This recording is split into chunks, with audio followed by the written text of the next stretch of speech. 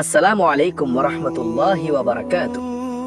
আজ আমি আপনাদের এমন এক গল্প বলবো যা কেবল একটি গল্প নয়, বরং ঈমানের এক জীবন্ত দলিল। এটি এমন এক পরিবারের উপাখ্যান যাদের জীবন আল্লাহর উপর অগাধ বিশ্বাস এবং অটল ধৈর্যের এক অবিস্মরণীয় দৃষ্টান্ত। আপনারা যারা জীবনের কঠিনতম মুহূর্তে হতাশায় নিমজ্জিত হন, যারা ভাবেন সব পথ বন্ধ, তাদের জন্য এই কাহিনী এক নতুন দিগন্ত উন্মোচন করবে। প্রতিটি শব্দ, প্রতিটি ঘটনা আপনাদের হৃদয়ে এমন এক আলো জ্বালিয়ে দেবে। এই গল্প শুধু শোনার জন্য নয়, অনুভব করার জন্য। এটি আপনাদেরকে ভাবাবে, কাঁদাবে এবং সর্বোপরি আল্লাহর প্রতি আপনাদের বিশ্বাসকে আরও সুদৃঢ় করবে। ঝড়ের পূর্বাভাস। মোহাম্মদ ইউসুফ একজন সৎ ও পরিশ্রমী ব্যবসায়ী। তার ছোটখাটো একটি কাপড়ের দোকান ছিল শহরের প্রাণকেন্দ্রে। সকাল থেকে রাত পর্যন্ত তার জীবন কাটত দোকানের হিসাব নিকাশ আর ক্রেতাদের সাথে কথা বল। তার স্ত্রী খাদিজা 3 সন্তান নিয়ে ঘর সামলাতেন। তাদের বড় ছেলে আহমদ বয়স 12, মেধাবী এবং শান্ত স্বভাবের। ছোট 2 মেয়ে ফাতিমা ও আয়েশা এখনো স্কুলে যায়নি। ইউসুফের আয় নিয়ে তাদের সংসার ভালোই চলত। অভাব না থাকলেও বিলাসিতা তাদের জীবনে ছিল না। তারা অল্পে তুষ্ট এক সুখী পরিবার। তাদের জীবনের মূল ভিত্তি ছিল আল্লাহর প্রতি অবিচল আস্থা এবং রাসূলুল্লাহ সাল্লাল্লাহু আলাইহি ওয়াসাল্লামের সুন্নাহর অনুসরণ। প্রতি ওয়াক্ত নামাজ, কোরআন তিলাওয়াত আর আল্লাহর পথে দান সাদাকা ছিল তাদের নিত্যদিনের সঙ্গী। একদিন ইউসুফের দোকানে এক নতুন ক্রেতা এলেন। তার নাম ইসমাইল। ইসমাইল নিজেকে একজন বড় ব্যবসায়ী হিসাবে পরিচয় দিলেন এবং ইউসুফের দোকানের কাপড় দেখে মুগ্ধ হলেন। তিনি ইউসুফকে একটি বড় অর্ডার দিলেন, যা ইউসুফের মাসিক আয়ের প্রায় দ্বিগুণ।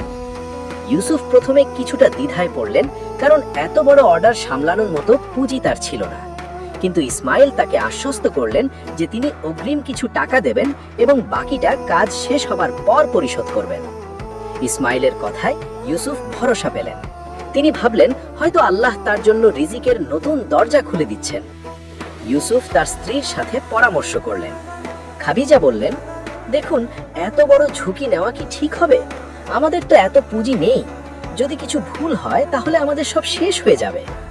ইউসুফ খাদিজাকে আশ্বস্ত করে বললেন, আল্লাহর উপর ভরসা রাখো, তিনি যা করেন ভালোর জন্যই করেন। ইসমাইল সাহেব তো অগ্রিম টাকা দিচ্ছেন, আর আমি তো তার দোকানে গিয়ে সব যাচাই করে এসেছি। মনে হচ্ছে আল্লাহ আমাদের জন্য এক নতুন পথ খুলে দিচ্ছেন। খাদিজা স্বামীর কথায় সায় দিলেন, যদিও তার মনের কোণে এক সূক্ষ্ম ভয় থেকেই গেল। ইউসুফ ইসমাইলের দেওয়া অগ্রিম টাকা দিয়ে নতুন কাপড় কিনলেন এবং কারিগরদের দিয়ে দিন-রাত কাজ করিয়ে অর্ডারটি সময় মতো প্রস্তুত করলেন। ইসমাইল এসে কাপড় দেখে খুব খুশি হলেন এবং ইউসুফকে প্রশংসা করলেন। তিনি বললেন যে বাকি টাকা তিনি 1 সপ্তাহের মধ্যে পরিশোধ করে দেবেন। ইউসুফ আল্লাহর শুকরিয়া আদায় করলেন। তার মনে হলো তার পরিশ্রম সার্থক হয়েছে। কিন্তু 1 সপ্তাহ পেরিয়ে গেল, ইসমাইলের কোনো খবর নেই। ইউসুফ তাকে ফোন করলেন, কিন্তু ফোন বন্ধ। তিনি ইসমাইলের দোকানে গেলেন, কিন্তু দোকান তালাবদ্ধ। প্রতিবেশীরা বললেন ইসমাইল নাকি কয়েকদিন আগেই সব গুটিয়ে চলে গেছে। ইউসুফের মাথায় যেন আকাশ ভেঙে পড়ল। তার সারা জীবনের সঞ্চয়, যা তিনি এই অর্ডারে বিনিয়োগ করেছিলেন, সব শেষ হয়ে গেল। তিনি নিঃস্ব হয়ে গেলেন। খাদিজা যখন এই খবর শুনলেন, তখন তিনি বাকরুদ্ধ হয়ে গেলেন। তাদের 3 সন্তান, তাদের ভবিষ্যৎ, সব যেন এক অনিশ্চিত অন্ধকারে ডুবে গেল।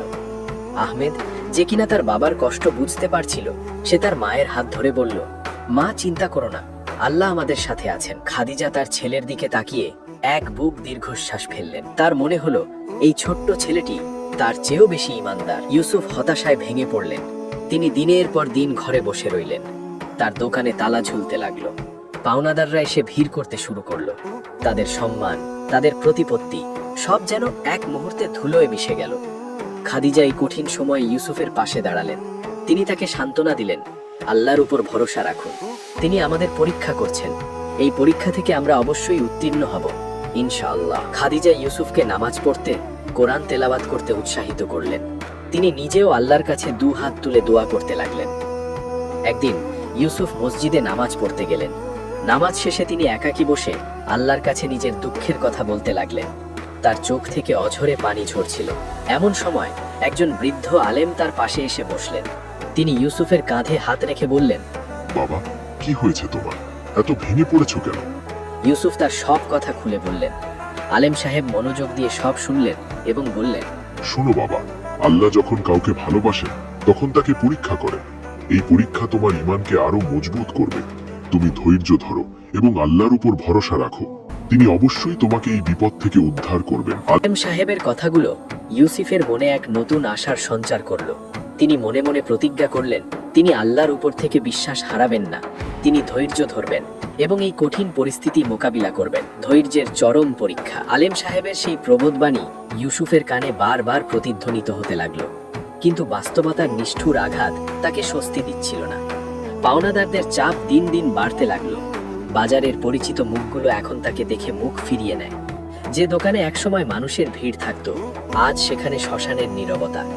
ইউসুফ বাধ্য হলেন তার দোকানের অবশিষ্ট মালামাল পানির দামে বিক্রি করে দিতে, যাতে অন্তত কয়েকজন পাওনাদারের দেনা মেটানো যায়।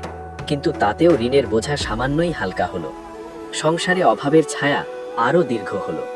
একদিন বিকেলে ঘরে ফিরে ইউসুফ দেখলেন ছোট মেয়ে আয়েশা ক্ষুধার জ্বালায় কাঁদছে। খাদিজা চুলার পাশে বসে খালি পাতিলের দিকে তাকিয়ে চোখের পানি মুছছেন। ঘরে এক দানা চালও নেই। আহমেদ তার ছোট বোনকে শান্ত করার চেষ্টা করছে, কিন্তু তার নিজের চেহারাও ফ্যাকাশে হয়ে গেছে। ইউসুফের বুকটা ফেটে যাচ্ছিল। তিনি এক অসহায় পিতা, এক ব্যর্থ স্বামী হিসেবে নিজেকে ধিক্কার দিচ্ছিলেন। সেই রাতে ইউসুফ জায়নামাজে বসে আল্লাহর কাছে অঝরে কাঁদতে লাগলেন। হে আল্লাহ, আমি জানি তুমি পরীক্ষা করছো, কিন্তু আমার ধৈর্য যে ভেঙে পড়ছে। আমার সন্তানদের এই কষ্ট আমি সইতে পারছি না। তুমি পথ দেখাও হে আরশের মালিক। তাহাজ্জুদের নামাজে সিজদায় পড়ে তিনি দীর্ঘক্ষণ কাঁদলেন। হঠাৎ তার মনে হলো এক অদ্ভুত প্রশান্তি তার হৃদয়কে ছুঁয়ে গেল, যেন কেউ তাকে বলছে, ভয় পেও না, আমি আছি। পরদিন সকালে ইউসুফ সিদ্ধান্ত নিলেন তিনি দিন মজুরি করবেন। এক সময়ের প্রতিষ্ঠিত ব্যবসায়ী আজ মাথায় ঝুড়ি নিয়ে বাজারে কুলি হিসেবে কাজ করতে শুরু করলেন। পরিচিত মানুষরা তাকে দেখে কানাঘুষা করতে লাগলো, কেউ কেউ উপহাসও করলো। কিন্তু ইউসুফের মনে এখন কেবল একটি চিন্তা, হালাল পথে উপার্জন করে সন্তানদের মুখে অন্ন তুলে দেওয়া। সারাদিন হাড় ভাঙা খাটুনির পর সন্ধ্যায় যখন তিনি সামান্য কিছু টাকা নিয়ে ঘরে ফিরলেন, তখন খাদিজার চোখে পানি টলমল করছিল। তিনি ইউসুফের হাত ধরে বললেন, আপনি ভেঙে পড়বেন না, এই কষ্ট চিরস্থায়ী নয়। আল্লাহ আমাদের জন্য উত্তম কিছু রেখেছেন। এরই মধ্যে একদিন ইউসুফের বড় ছেলে আহমেদ অসুস্থ হয়ে পড়ল। তার প্রচন্ড জ্বর, শরীর নীল হয়ে যাচ্ছে। ডাক্তারের কাছে নেওয়ার মতো টাকাও তাদের কাছে নেই। ইউসুফ বাজারের এক পরিচিত ফার্মেসিতে গেলেন ওষুধের জন্য, কিন্তু আগের দেনা পরিশোধ না করায় তারা ওষুধ দিতে অস্বীকার করল। ইউসুফ বৃষ্টির মধ্যে রাস্তার মোড়ে দাঁড়িয়ে কাঁদতে লাগলেন। তার মনে হলো পৃথিবীটা তার জন্য সংকীর্ণ হয়ে আসছে। ঠিক সেই মুহূর্তে একটি দামি গাড়ি তার সামনে এসে থামল। গাড়ির কাঁচ নামিয়ে একজন ভদ্রলোক তাকে ডাকলেন। ইউসুফ চিনতে পারলেন না। ভদ্রলোক বললেন, আপনি কি মুহাম্মদ ইউসুফ, সেই কাপড়ের ব্যবসায়ী? ইউসুফ মাথা নিচু করে বললেন, জি, আমি সেই অভাগা। ভদ্রলোক গাড়ি থেকে নেমে এসে ইউসুফকে জড়িয়ে ধরলেন। তিনি বললেন, আমি আপনার কথা অনেক খুঁজেছি, আপনি কি আমাকে চিনতে পারছেন? আজ থেকে 5 বছর আগে আপনি এক অসহায় মুসাফিরকে আপনার দোকানে আশ্রয় দিয়েছিলেন এবং তাকে বাড়ি ফেরার জন্য কিছু টাকা দিয়েছিলেন। ইউসুফের আবঝা মনে পড়ল সেই ঘটনার কথা, কিন্তু সেই সামান্য সাহায্যের কথা তিনি ভুলেই গিয়েছিলেন। ভদ্রলোক বললেন, আমি এখন এই শহরের এক বড় কোম্পানির মালিক। আমি আপনার সততা আর দয়ার কথা ভুলিনি। আমি শুনেছি আপনার বর্তমান অবস্থার কথা। আমি আপনাকে সাহায্য করতে চাই। ইউসুফ স্তব্ধ হয়ে দাঁড়িয়ে রইলেন। তার মনে পড়ল আল্লাহর সেই ওয়াদা, নিশ্চয়ই কষ্টের সাথেই স্বস্তি আছে। অন্ধকারের পর আলোর ঝলকানি। সেই বৃষ্টি ভেজা রাতে ইউসুফের সামনে দাঁড়িয়ে থাকা ভদ্রলোকের নাম ছিল আব্দুল্লাহ। আব্দুল্লাহর দেওয়া টাকারে ইউসুফ দ্রুত তার অসুস্থ ছেলে আহমেদকে হাসপাতালে নিয়ে গেলেন। ডাক্তাররা জানালেন, সঠিক সময়ে চিকিৎসা না হলে আহমেদের জীবন বিপন্ন হতে পারত। ইউসুফ হাসপাতালের বারান্দায় বসে অঝরে কাঁদতে লাগলেন। তবে এবার হতাশার কান্না নয়, কৃতজ্ঞতার অশ্রু। তিনি বারবার মনে মনে বলছিলেন, হে আল্লাহ, তুমি তোমার বান্দাকে কখনো একা ছেড়ে দাও না। আহমেদ ধীরে ধীরে সুস্থ হয়ে উঠতে লাগলো। এই কয়েকটা দিন ইউসুফ আর খাদিজার জীবনে ছিল এক কঠিন অগ্নি পরীক্ষা। আব্দুল্লাহ কেবল হাসপাতালের খরচই দিলেন না, তিনি ইউসুফকে তার অফিসে ডেকে পাঠালেন। আব্দুল্লাহ বললেন, ইউসুফ সাহেব, আমি আপনার সততা আর মানুষের প্রতি আপনার দয়ার কথা জানি। আমি চাই আপনি আমার টেক্সটাইল মিলের ডিস্ট্রিবিউশন ম্যানেজার হিসেবে দায়িত্ব নিন।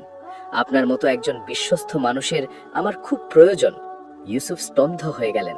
তিনি কেবল সামান্য সাহায্যের আশা করেছিলেন, কিন্তু আল্লাহ তাকে সম্মানের এক নতুন আসনে বসিয়ে দিলেন। তিনি নতুন উদ্যমে কাজ শুরু করলেন।